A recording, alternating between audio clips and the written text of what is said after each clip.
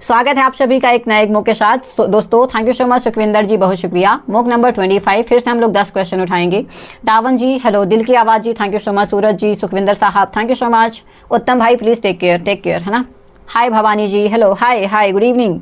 पहला क्वेश्चन आपकी स्क्रीन पर, सारे लोग बताएंगे भाई प्लांट सेल डिवीजन में कौन सक्षम है।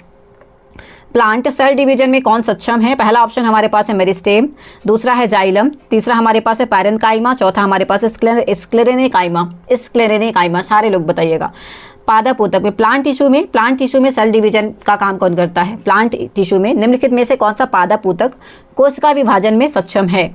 सारे लोग बताइएगा। मेरिस्टेम, जाइलम, पैरेन्काइमा या फिर स्क्लेरेनकाइमा।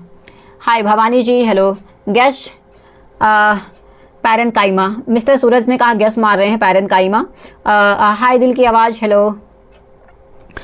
मेरिस्टेम, जाइलम, पैरेन्काइमा और स्क्लेरेनकाइमा। मेरे ख्याल से मेरिस्टेम हो जाएगा यार, meristem is the right answer here. Meristem होगा, एक नंबर होगा। जाइलम, पैरेन्काइमा, स्क्लेरेनकाइमा नहीं होगा, हमारा मेरिस्टेम हो जाएगा। The meristem tissue consist of actively dividing cells. Those tissues are found in the area of continuous growth such as the tips of root and shoots. है ना। Xylem, parenchyma and sclerenchyma are permanent tissue, ये permanent tissue हैं and generally do not divide है ना। Although parenchyma cells can regain the capacity of divide under certain condition. एक बार हिंदी में पढ़ लीजिए। मेरिस्टेम जो है ऊतक सक्रिय रूप से विभाजित होने वाली कोशिका होती है। ये ऊतक निरंतर वृद्धि और वाले इलाके में पाई जाती है, जैसे तना और जड़ में। जाइलम, पैरेन्काइमा और स्क्लेरेनकाइमा ये हमारे पास परमानेंट टिश्यू हैं और आमतौर पर विभाजित नहीं होते हैं। हालांकि पैरेन्काइमा जो है कुछ कंडीशन के साथ साथ डिवाइड हो सकती है। Thank you so much. Hi दिल की आवाज़ जी thank you so much.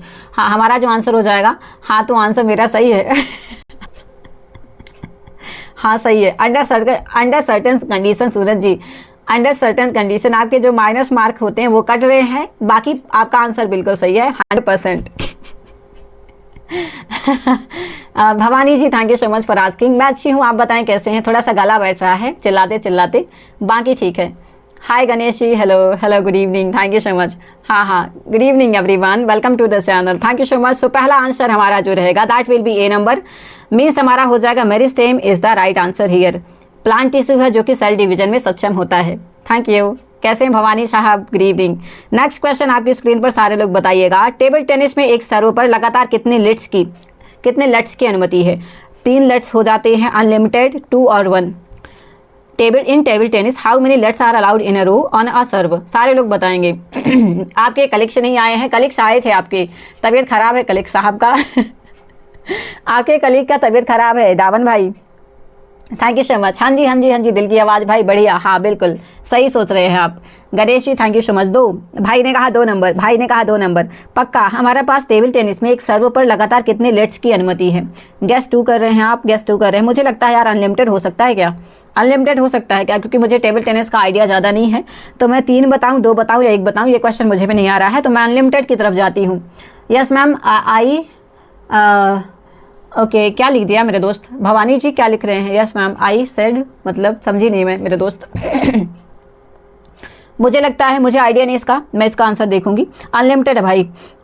In table tennis a let is called when a served ball touches the net assembly and lands in the opponent's court, the point is replayed, है ना। There is no limit to the number of lets that can be served consecutively. Table tennis में let तब कहलाता है जब एक सर्व की गई गेंद नेट असेंबली को छूती है और प्रतिद्वंदी के कोर्ट में उतरती है। भाई पर्चे से पढ़ लीजिए। यह पॉइंट फिर से खेला जाता है। लगातार सर्व किए जा सकने वाले लेट्स की कोई सीमा नहीं, अनलिमिटेड हो जाएगा मेरे दोस्त तुक्का सही था unlimited is the right answer, क्योंकि मेरे को इसका आंसर नहीं आता था। सो ठीक है, बी नंबर हमारा सही उत्तर हो जाएगा। सूरज जी, गणेश जी, सूरज जी, रावण जी, हमारा जो सही उत्तर हो जाएगा वो रहेगा अनलिमिटेड। मतलब जो हमारा जो बॉल है नेट असेंबली को छू जाती है और हमारा जो अपोनेंट का कोर्ट है वहाँ पे चली जाती है, तो वो रिप्लेट होता है दोबारा से। ठीक है, thank you so much everyone, बहुत शुक्रिया। एक बार अच्छे से पढ़ लो and then we will move ahead. बता दीजिएगा जब पढ़ लीजिएगा, है ना। मेरा स्पीड ज़्यादा तो नहीं है। सुखविंदर साहब कहाँ चले गए? सुखविंदर जी किधर हैं आप? सारे लोग प्लीज़ आंसर करिए, आंसर करते रहो दोस्तों, आंसर करते रहिए, क्या है आंसर करते रहेंगे तो मेरा भी थोड़ा सा मनोबल सही रहेगा। 2 number, thank you so much Sukhwinder. ठीक है, चलो आगे बढ़ेंगे। नेक्स्ट क्वेश्चन आपकी स्क्रीन पर, सारे लोग बताइएगा। मेटल्स कैन बी गिवन, चलो अपना फिजिक्स का सारा जितना भी ज्ञान है सब निकालिए बाहर। Metals can be given different shape according to our needs because they possess the property of, पहला ऑप्शन आपके पास है डक्टिलिटी एंड कंडक्टिविटी, है ना, डक्टिलिटी एंड कंडक्टिविटी। दूसरा है मैलिबिलिटी एंड सोनोरसिटी, कंडक्टिविटी एंड सोनोरसिटी, या फिर मैलिबिलिटी एंड डक्टिलिटी। सारे लोग बताएंगे भाई। धातुओं को हमारी आवश्यकता के अनुसार अलग अलग आकार दिया जा सकता है, मतलब पानी पीना है तो आप ग्लास बना लेंगे, है ना। ये गुण होते हैं किसमें, तन्यता और चालक में, आघातवर्धनीयता और ध्वनिकता में, चालकता, ध्वनिकता और आघातवर्धनीयता, तन्यता। भाई हिंदी में तो किसी को समझ आएगा नहीं, अब इंग्लिश में देख लो। मिस्टर हाय एमडी जी, हेलो। डी नंबर कहा है भाई ने, मैलिबिलिटी एंड डक्टिलिटी। हाँ, डी वाला है ये पक्का। ओके डावन जी, बढ़िया बढ़िया दोस्त, बढ़िया सूरज साहब, बढ़िया, ठीक है। पक्का हमारा सही उत्तर हो जाएगा यार, सही उत्तर है D number, ductility and malleability, मतलब हो जाएगा आघातवर्धनीयता और तन्यता, ठीक है।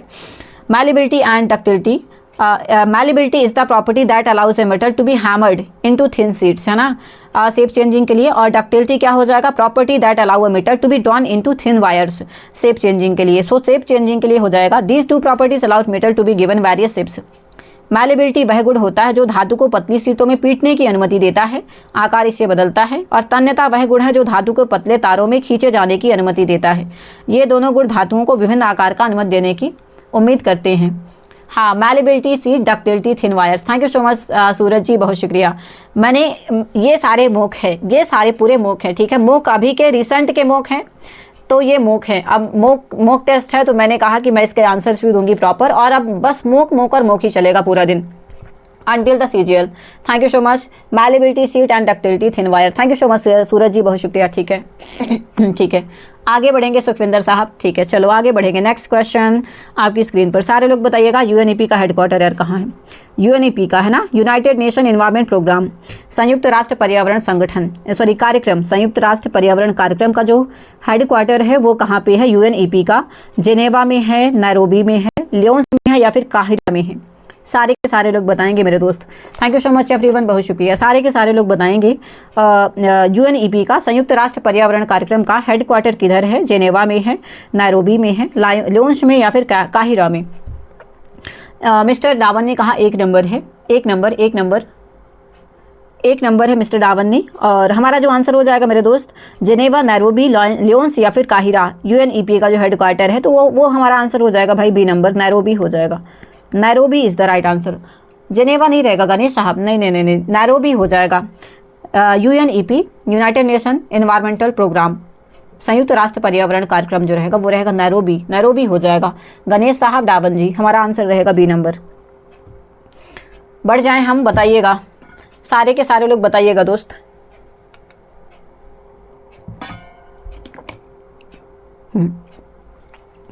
यूएनईपी जो है संयुक्त राष्ट्र पर्यावरण कार्यक्रम का मुख्यालय जो है नैरोबी कहाँ पे है, केन्या में है। और केन्या कहाँ पे, साउथ अफ्रीका में है ना, केन्या। और यूएनईपी संयुक्त राष्ट्र प्रणाली के अंतर्गत अग्रणी वैश्विक पर्यावरण प्राधिकरण है। Thank you so much. हाँ, जेनेवा में WHO है, बढ़िया सूरज भाई। हाँ, वर्ल्ड हेल्थ ऑर्गेनाइजेशन जो है वह जेनेवा में, ठीक, बढ़िया दोस्त। आगे बढ़ेंगे, हमारे पास है नेक्स्ट क्वेश्चन। डंडा नाच is a form of dance that narrates stories about. दंड नाच नृत्य रूप है जो कि किसके बारे में कहानी बताता है, लॉर्ड ब्रह्मा के बारे में, लॉर्ड शिवा, लॉर्ड कृष्णा और गॉडेस दुर्गा। सारे लोग बताएंगे भाई। डंडा नाच जो है is a form of dance that narrates stories about. Option हमारे पास lord Brahma, lord Shiva, lord Krishna या फिर goddess Durga. C number Suraj भाई कह रहे हैं। Hi Rajiv ji, hello, good evening, welcome to the channel mister Rajiv, hello, hi, good evening everyone, thank you so much. हमारा जो आंसर हो जाएंगे वो रहेंगे दंडा नाच जो है वो रहेंगे लॉर्ड शिवा को। दंड नाच जो है लॉर्ड शिवा को संबंधित है। शिवाजी, नहीं, रावण भाई, सुनो, मुरली जो रहेंगे भगवान कृष्ण को डिनोट करके है। देवी जो है डांडिया नाच होता है, उसे हम कहते हैं गरबा, डांडिया नाच होता है, ना कि दंड नाच। नहीं, दिल की आवाज़ जी, डांडिया नाच होता है जिसे हम कहते हैं गरबा। जो डांड है ना, पंखड़ा, एक गाना सुना होगा, सो वो गॉडेस दुर्गा के टाइम पे होता है। दंड नाच है ये, डंडा नाच या फिर दंड नाच है, जो कि भगवान शिव को डिनोट करके है, दंड नाच, ठीक है। बहुत शुक्रिया सारे लोग, प्लीज़ चैनल को लाइक करिएगा, दोस्तों के साथ शेयर कर दीजिएगा और सब्सक्राइब मार दीजिएगा दोस्तों सारे लोग। Thank you so much everyone. So हमारा जो आंसर हो जाएगा that will be Danda Nach is the right answer here. Danda Nach is the right answer here. Thank you so much. Hi Rajiv ji, hello good evening. Rajiv भाई मुझे मैं सीए फाइनलिस्ट हूँ, सीए फाइनलिस्ट हूँ, तो मैं हाँ डेफिनेटली मेरा सीए फाइनल नहीं निकला है, सीए इंटर तक सारे एग्जाम निकले हुए हैं। अभी मैंने ज्वाइन किया हुआ है फॉर द गवर्नमेंट एग्जाम के लिए, अभी ट्राई कर रही हूँ मैं।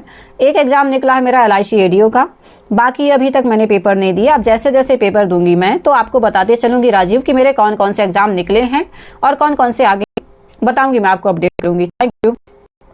ठीक है, आशियान के 11 मेंबर हो गए, 11th मेंबर टाइमर लिस्ट है। ठीक है ठीक है, थैंक यू सो मच। ठीक है, आगे बढ़ेंगे हम, है ना। सो हमारा नंबर भी हो जाएगा। Lord Shiva. Danda Nach is a traditional dance festival and folk dance of Odisha, primarily dedicated to lord Shiva and goddess Kali, goddess Durga या फिर गॉडेस काली को, है ना। दंड नाच ओडिशा का एक पारंपरिक नृत्य उत्सव है और लोक नृत्य है जो मुख्य रूप से भगवान शिव और देवी काली दुर्गा को समर्पित है। यह नृत्य रूप एक कर्मकांडी रंगमंच है जो कि कहानियों का वर्णन करता है और भक्ति को दर्शाता है। ठीक है, चलो आगे बढ़ेंगे दोस्त। Thank you so much everyone, बहुत शुक्रिया। बाकी सारे लोग प्लीज़ चैनल को लाइक करिएगा, दोस्तों के साथ शेयर करिएगा और सब्सक्राइब मारिएगा। थैंक यू, बता दीजिएगा, है ना। Thank you. ठीक है, हाँ जी मेरा सूरज भाई मैं इंटरव्यू तक गई थी मेरे दोस्त। आशियान के 11 मेंबर हो गए हैं, 11th मेंबर टाइमर लिस्ट है। Thank you so much Sukhwinder. ठीक है, चलो आगे बढ़ेंगे। राजीव साहब क्या करते हैं, आई मीन किस एग्जाम को टारगेट कर रहे हैं, हाँ प्लीज़ ज़रूर बताइएगा दोस्तों। और देखिए क्या होता है, मैडम आप सही नहीं पढ़ा रही हूँ। Thank you so much Rajiv ji. अगर आपको ऐसा लगता है तो फिर हम क्या कर सकते हैं मेरे दोस्त, है ना। अब अगर हर चीज़ में आप नेगेटिविटी निकालेंगे तो मेरे दोस्त मैं कुछ नहीं कर सकती हूँ। Thank you. ठीक है, हाँ आगे बढ़ेंगे। सो दंड नाच जो रहेगा ओडिशा का एक पारंपरिक डांस है और लोक नृत्य है जो कि मुख्य रूप से भगवान शिवा और देवी काली को समर्पित है। ठीक है, नेक्स्ट क्वेश्चन हमारे पास है, विच of the following languages is an example of 4th generation language in computer programming. सारे लोग बताएंगे। SQL है, ALDOL है, पास्कल या फिर स्नोबॉल। सारे के सारे लोग बताइए प्लीज। बहुत शुक्रिया, थैंक यू सो मच। सारे के सारे लोग बताइएगा, विच of the following language is an example of 4th generation language in computer programming. सारे बता दीजिएगा प्लीज। बहुत शुक्रिया। हाँ SQL हो जाएगा। Thank you so much Suraj ji, बहुत शुक्रिया, थैंक यू। हाँ SQL is the right answer here. 4th generation का जो हमारा लैंग्वेज है वो कौन सा हो जाएगा, तो दैट विल बी SQL। ठीक, आगे बढ़ेंगे। So 4th generation language are high level languages design to be closer to human language and focus on what to do rather than how to do it, है ना। SQL structured query language है, इसका full form कभी कभी पूछ लेता है, तो आंसर जो रहेगा SQL का स्ट्रक्चर्ड क्वेरी लैंग्वेज हो जाएगा, है ना। Used for managing and manipulating relational databases is a prime example of 4GL। ALGOL and Pascal are example of 3rd generation languages. ठीक है, चौथी पीढ़ी की जो भाषाएं हैं उच्च स्तरीय भाषाएं होती हैं जिन्हें मानव भाषा के करीब डिजाइन किया गया है। वे इस बात पर ध्यान केंद्रित करते हैं कि क्या करना है और क्या नहीं करना है। स्ट्रक्चर्ड क्वेरी लैंग्वेज जिसका जो है उपयोग रिलेशनल डाटाबेस को प्रबंधित और हेरफेर करने के लिए किया जाता है। 4GL का एक प्रमुख उदाहरण है। ALGOL एंड पास्कल तीसरी पीढ़ी का है। Thank you so much everyone, बहुत शुक्रिया। सारे लोग प्लीज़ चैनल को लाइक करिएगा। अब देखिए जिसको लगता है कि नहीं यार नहीं पढ़ा रहे अच्छा, तो भाई आप उनसे पढ़ लीजिए जो जिनसे आप पढ़ना चाहते हैं, जो अच्छा पढ़ाते हैं। Thank you. हाँ चलो आगे बढ़ेंगे दोस्त। Thank you so much everyone, बहुत शुक्रिया। सारे लोग प्लीज़ चैनल को लाइक कर देना। ठीक है, नेक्स्ट क्वेश्चन आगे बढ़ेंगे। अब हमारे पास नेक्स्ट क्वेश्चन है, क्वेश्चन नंबर नेक्स्ट। भारतीय सेना द्वारा name the pan India satellite communication exercise conducted by Indian army extending from the Andaman and Nicobar island to Ladakh ensuring operational readiness of hitech satellite system. भारतीय सेना द्वारा अंडमान और निकोबार द्वीप समूह से लेकर लद्दाख तक किए गए अखिल भारतीय उपग्रह संचार का नाम बताइए जिसने उच्च तकनीकी उपग्रह प्रणालियों का परिचालन सुनिश्चित किया हुआ है। स्काई लाइट है, मून लाइट है, स्पेस लाइट या फिर सन लाइट। भाई सारे में लाइट है, स्काई, मून, स्पेस, सन। सारे लोग बताइएगा। थैंक यू सो मच, बहुत शुक्रिया। Micro processor 4th generation. ठीक है सुखविंदर जी, थैंक यू सो मच। ठीक है, आगे बढ़ेंगे। थैंक यू सो मच, बहुत शुक्रिया। ठीक है, सारे लोग प्लीज़ चैनल को लाइक कर दीजिएगा। हाँ करंट अफेयर के क्वेश्चन है, बिल्कुल सुखविंदर साहब ये करंट अफेयर के क्वेश्चन ही है। बाकी ठीक है यार, चलो आगे बढ़ेंगे दोस्त। Thank you so much. पता नहीं आज एक आध दो लोगों को मिर्ची लग गई है, जबकि मैंने तो किसी को वो भी नहीं किया कि प्रोवोक भी मैं नहीं कर रही हूँ किसी को, है ना। पता नहीं लोगों को क्यों इतनी मिर्ची लग रही है। और अगर इतनी मिर्ची लग रही है भाई तो आप भी एक चैनल बना लीजिए, आप भी पढ़ा दीजिए। हम नहीं मना कर रहे हैं कि पढ़ना मत पढ़ाइए, आप भी पढ़ाइए, है ना। आप कहें तो हम तो सपोर्ट भी कर देंगे आपको, है ना। Thank you. ठीक है, चलिए बताइएगा। सो भारतीय सेना द्वारा अंडमान और निकोबार द्वीप समूह से लेकर लद्दाख तक किए गए अखिल भारतीय उपग्रह संचार pan India satellite communication exercise का नाम बताएं जिसने हाईटेक उपग्रह प्रणालियों की परिचालन तत्परता सुनिश्चित की थी। स्पेस लाइट मिस्टर सुखविंदर ने कहा हुआ है, स्पेस लाइट सुखविंदर जी ने कहा। और बताइएगा दिल की आवाज़, और बताइएगा please. Thank you so much Suraj भाई, बहुत शुक्रिया। सारे लोग प्लीज़ चैनल को लाइक कर दीजिएगा, दोस्तों के साथ शेयर करिएगा और सब्सक्राइब मार दीजिएगा। ठीक है, आगे बढ़ेंगे दोस्तों। Thank you so much. क्या हम आगे बढ़ जाएं, बता दीजिएगा। सो हमारा यहाँ पे जो आंसर हो जाएगा, स्काईलाइट बिल्कुल सही उत्तर है। जिनने भी कहा स्काईलाइट बिल्कुल सही उत्तर है, 1 नंबर हो जाएगा। स्काईलाइट हमारा सही उत्तर है। The pan India satellite communication exercise conducted by the Indian army in July 2022 was named Skylight, है ना। और it aimed to test the functioning of all satellite communication set across the entire geographical expansion of the country. भारतीय सेना द्वारा जुलाई 2022 में किए गए अखिल भारतीय उपग्रह संचार अभ्यास का नाम था स्काईलाइट, जिसका उद्देश्य देश के संपूर्ण भौगोलिक विस्तार में सभी उपग्रह संचार संपत्तियों के कामकाज का परीक्षण करना था। बहुत शुक्रिया जलन, खुशी जी जलन। अरे यार, मुझे समझ नहीं आता लोग इतना हेट क्यों करते हैं। हाँ, जलन की बात ही यहाँ कुछ नहीं होती मेरे भाई, क्या जलन है। ठीक है, चलो खैर। सो हमारा जो आंसर हो जाएगा Skylight is the right answer. ठीक है, चलो आगे बढ़ेंगे। नेक्स्ट क्वेश्चन, सरकारी ऑडिट में सभी कंपनियों का ऑडिट शामिल है। कौन करता है ऑडिट कौन करता है भाई? मिनिस्ट्री ऑफ कॉर्पोरेट अफेयर करता है, ministry of trade and commerce करता है, मिनिस्ट्री ऑफ फाइनेंस करता है, जनरल ऑफ इंडिया करते हैं, controller and auditor general of India CAG, controller and auditor general of India करते हैं CAG। सारे लोग बताइएगा भाई, सरकारी ऑडिट सरकारी कंपनी करती है। यहाँ पे कौन सा हो जाएगा? Controller and auditor general of India, Bharat के नियंत्रक और महालेखा परीक्षक। सारे के सारे लोग बताइएगा। Thank you so much Rajiv भाई। I am selected as a district agriculture officer in Barmer Rajasthan. भाई साहब बधाई हो आपको। फर्स्ट ऑफ ऑल राजीव भाई आपको बधाई हो, आपका सिलेक्शन हो गया भाई। तो एक तो पहली बात कि ना तो मैं आपसे कुछ मांग रही हूँ, है ना, फर्स्ट थिंग। सेकेंड थिंग, मैं आपसे बहस भी नहीं करी कि भाई आपका सिलेक्शन हुआ है सच में कि नहीं हुआ, कि झूठ बोल रहे हो या फिर इम्प्रेस करने की कोशिश कर रहे हो, है ना। दूसरा, तीसरी बात, मैं पढ़ा रही हूँ, आपको अच्छा लगे पढ़िए, नहीं अच्छा लगे भाई स्क्रॉल कर दीजिए, है ना। बट आपने चूज कर लिया भाई कि नहीं मेरे को तो अटेंशन ग्रैबर हैं आप, है ना, तो मैं ऐसे लोगों को एंटरटेन नहीं करते। I am so sorry, thank you. ठीक है, बहुत शुक्रिया। ठीक है, चलिए बताइएगा, सारे लोग बताइएगा। हमारा जो आंसर हो जाएगा वो रहेगा D number, controller and auditor general of India हो जाएंगे, है ना, controller and auditor general of India. Thank you so much. ठीक है, controller and auditor general of India is the right answer here, है ना। हमारे पास government audit also includes the audit of government companies conducted by controller and auditor general of India. Answer हो जाएंगे हमारे D number. ठीक है, भारत के नियंत्रक और महालेखा परीक्षक, the controller and auditor general of India is the supreme audit institution of India, है ना। The CAG is constitutionally mandated to audit all expenditure and receipt of the government of India and state government which also include the audit of government companies. भारत के नियंत्रक और महालेखा परीक्षक भारत का सर्वोच्च लेखा परीक्षा संस्थान है। CAG जो है संवैधानिक रूप से भारत सरकार और राज्य सरकार के सभी खर्चों और प्राप्तियों का ऑडिट करने के लिए अनिवार्य है, जिसमें सरकारी कंपनियों का ऑडिट भी शामिल है। आपको पता होगा PSU जो हमारे पास टोटल अभी 16 है वर्तमान में, पब्लिक सेक्टर यूनिट जो है वो हमारे पास 16 है। ठीक है, चलो आगे बढ़ेंगे।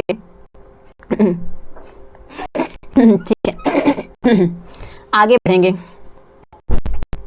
ठीक है, थैंक यू सो मच। हमारे पास नेक्स्ट क्वेश्चन है, in which of the following languages did Amoghavarsha write, क्या बोलते हैं, कवि राजमार्ग। सारे लोग बताएंगे भाई, अमोघ वर्ष जी ने कविराज मार्ग जो है किस भाषा में लिखा था। ऑप्शन हमारे पास है, पहला तमिल, दूसरा हमारे पास है संस्कृत, तीसरा हमारे पास कन्नड़ा और चौथा हमारे पास है तेलुगु। अमोघ वर्ष जो है उन्होंने कविराज मार्ग की किताब लिखी थी, और ये किस लैंग्वेज में लिखी थी, सारे लोग बताइएगा। In which of the following languages did Amoghavarsha write कविराज मार्ग। पहला ऑप्शन हमारे पास है तमिल, दूसरा ऑप्शन संस्कृत, तीसरा ऑप्शन कन्नड़ा एंड चौथा ऑप्शन हमारे पास है Telugu. Thank you so much. ठीक है, सो हमारा जो आंसर हो जाएगा क्या हो जाएगा, which of the following languages did Amoghavarsha write कविराज मार्ग। सारे लोग बताएंगे भाई, तमिल है, संस्कृत है, कन्नड़ा या फिर तेलुगु। प्लीज़ आंसर करिएगा दोस्त, हमारा क्या आंसर हो जाएगा। और हाँ, अमोघ वर्ष जो है वो कहाँ से संबंध रखते हैं, गेस्ट कर रहे हैं आप 1 नंबर। तमिल नहीं, तमिल नहीं होंगे। अमोघ वर्ष जो है वो कन्नड़ा से संबंधित है, कन्नड़ा हो जाएगा मेरे ख्याल से, C नंबर हो जाएगा। सूरज जी, हमारा जो आंसर हो जाएगा वो रहेगा C number, C is the right answer here, Kannada is the right answer here. ठीक है, thank you.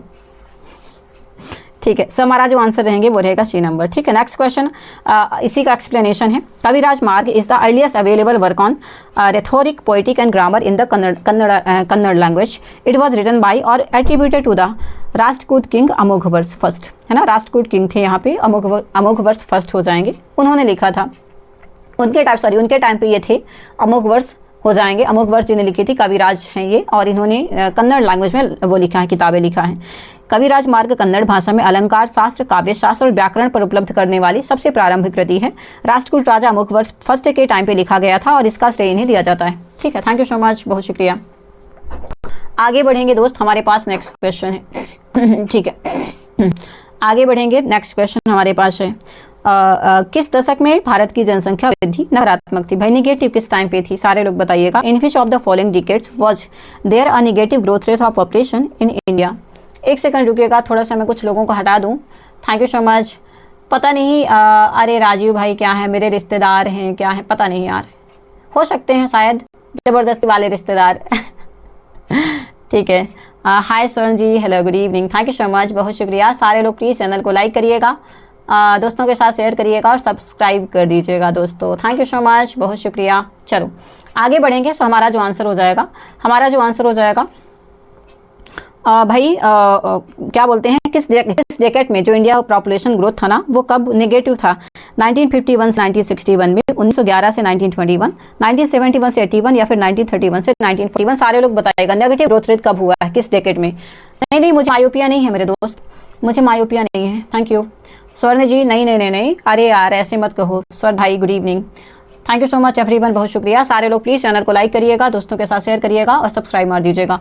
In which year, in which decade जो हमारा था पॉपुलेशन ग्रोथ रेट था वो नेगेटिव में चला गया था? हाँ, ए और जी, 1951 से 1961, और भाई ने क्या लिखा, 1911 से 1921, 1971 से 1981 और 1931 से 1941। सारे के सारे लोग बताएंगे मेरे दोस्त। हमारा क्या आंसर हो जाएगा?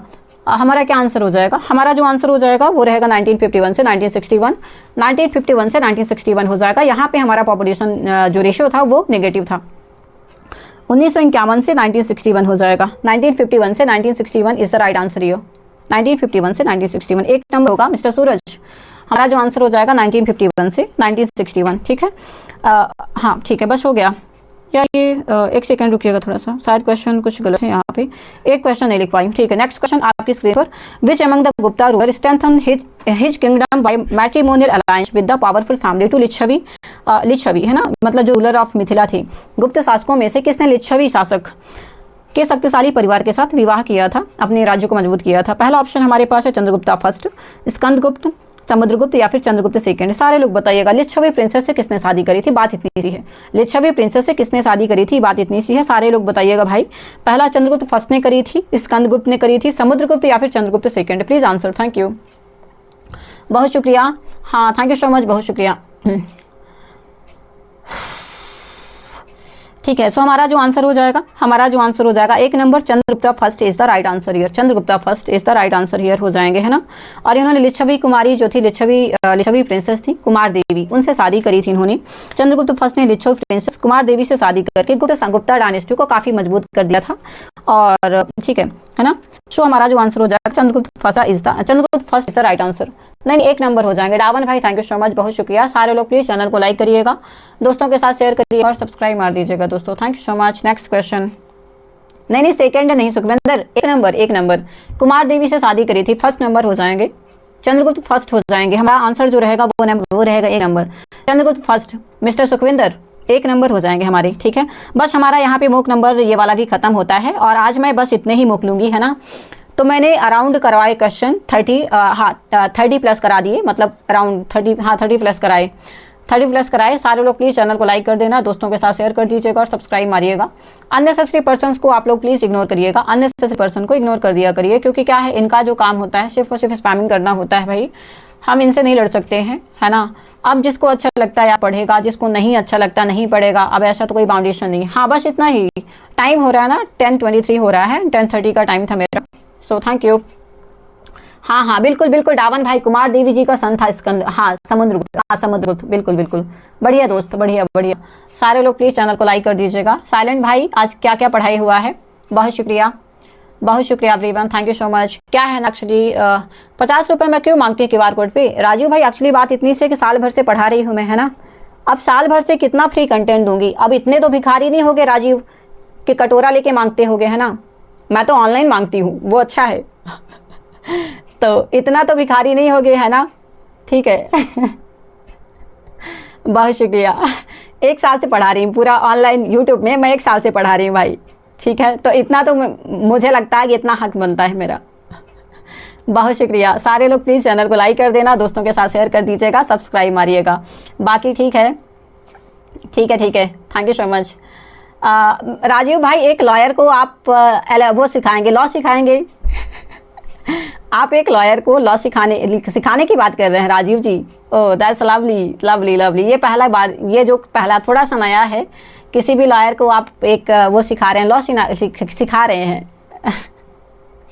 बहुत शुक्रिया, थैंक यू। नेक्स्ट टाइम पे होमवर्क करके आइएगा, फिर मैं बताऊंगी आपको, ठीक है। हाँ इतना टाइम कहाँ है, ये हमारा स्टिचिंग का रास्ता भटक जाऊंगा। ओके चलो ठीक है, चलो ठीक है, ठीक है। Thank you so much everyone, बहुत शुक्रिया। सारे लोग प्लीज़ चैनल को लाइक करिएगा, दोस्तों के साथ शेयर करिएगा और सब्सक्राइब कर दीजिएगा दोस्तों। थैंक यू सो मच, बहुत शुक्रिया, ठीक है। चलो ठीक है ना। थैंक यू सो मच, बहुत शुक्रिया आप सबका। सारे लोग प्लीज़ चैनल को लाइक करिएगा, दोस्तों के साथ शेयर करिएगा और सब्सक्राइब मार दीजिएगा, ठीक है भाई। अभी तो फिलहाल के लिए राजीव भाई एक काम करो, तो 4-10 हज़ार रुपये पे भेज दो QR कोड पे। बाकी मैं मैनर कल से सीख के आऊँगी, थैंक यू। कल से सीख लूँगी, आज नहीं, आज नहीं होगा।